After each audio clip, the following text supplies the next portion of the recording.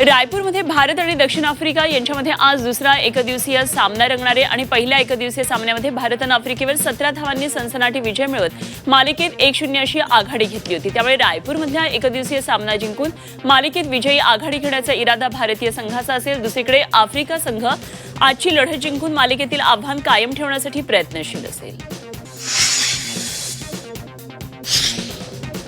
भारतीय क्रिकेट संघाचा स्टार फलंदाज विराट कोहली आगामी विजय हजारे ट्रॉफीमध्ये दिल्लीकडून खेळताना पाहायला मिळेल। विराट कोहली विजय हजारे ट्रॉफीमध्ये खेळणार की नाही याबाबत तर्कवितर्क सुरू होते। अखेर विराट कोहलीने या ट्रॉफीसाठी उपलब्ध असल्याची माहिती दिल्ली आणि जिल्हा क्रिकेट असोसिएशनला कळवलेली आहे। डीडीसीएचे अध्यक्ष रोहन जेटली यांनी याला दुजोरा दिला आहे।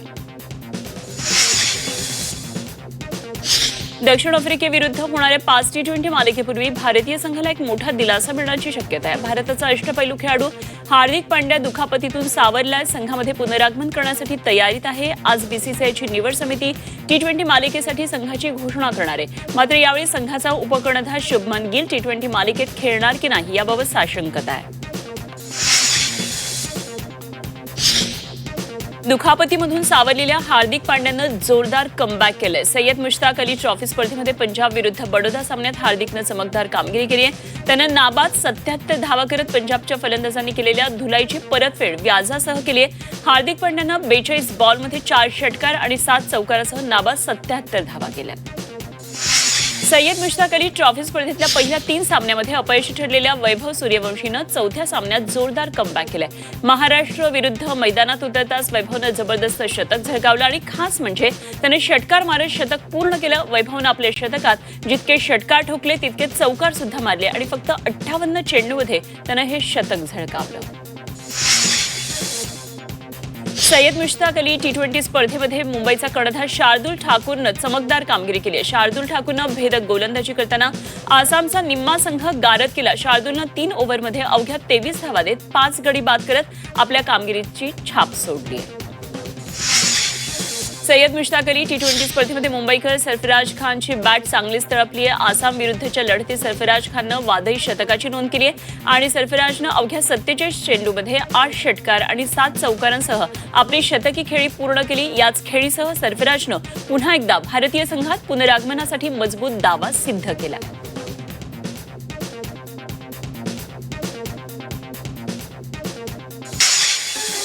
गायमुख ते मीरा भाईंदर मेट्रो 10 मार्गिकेच्या कामासाठी महापालिका निवडणुकांपूर्वी निविदा काढण्यात येते। येत्या 15 डिसेंबरपर्यंत निविदा प्रक्रिया सुरू होईल अशी शक्यता परिवहन मंत्री प्रताप सरनाईक यांनी व्यक्त केली आहे। ही मार्गिका मीरा रोडमधल्या शिवाजी चौक आणि ठाण्यामधल्या गायमुख यांना जोडणार आहे।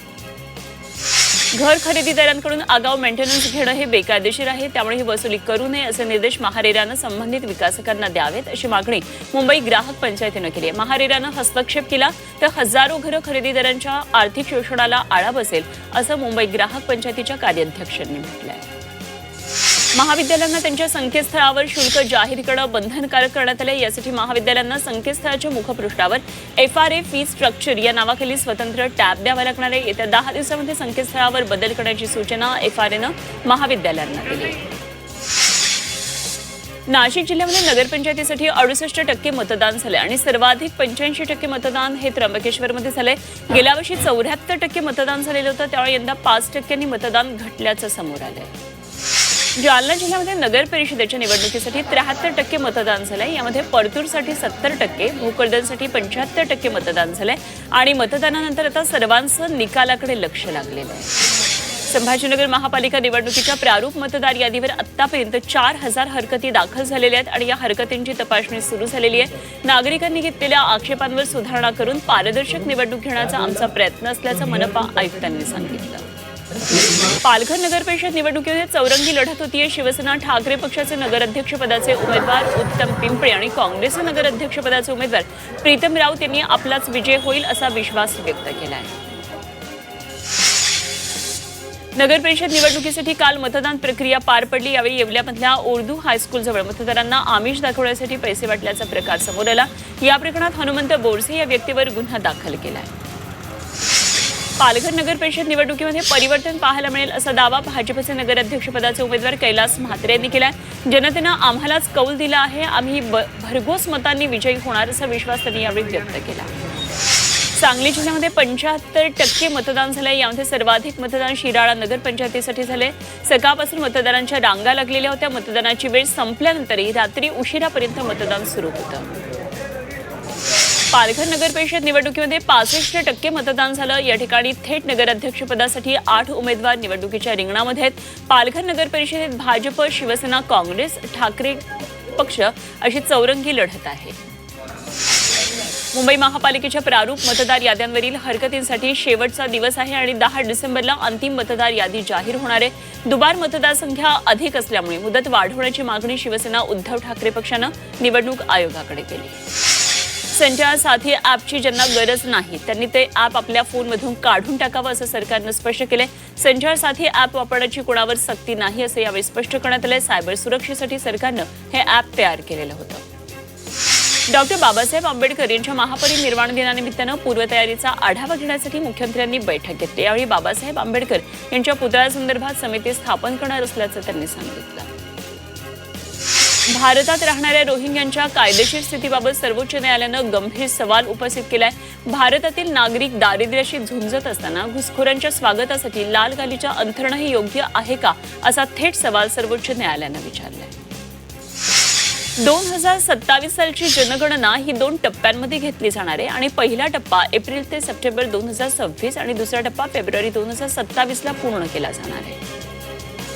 रशियाचे अध्यक्ष व्लादिमीर पुतीन उद्यापासून 2 दिवस भारत दौऱ्यावर असणार आहेत. दौऱ्यादरम्यान ऊर्जा, संरक्षण, द्विपक्षीय व्यापार आणि काही महत्त्वाच्या विषयांवर व्यापक चर्चा केली जाणार आहे. यामध्ये प्रामुख्यानं रशियन तेल, क्षेपणास्त्र प्रणाली आणि लढाऊ विमानांची खरेदी याचा समावेश असेल. नवी मुंबई विमानतळाला लोकनेते दिबा पाटील यांचं नाव द्यावं, अन्यथा नवी मुंबई विमानतळावरून एकही विमान उडू देणार नाही असा इशारा खासदार सुरेश म्हात्रेंनी केंद्र सरकारला दिलाय.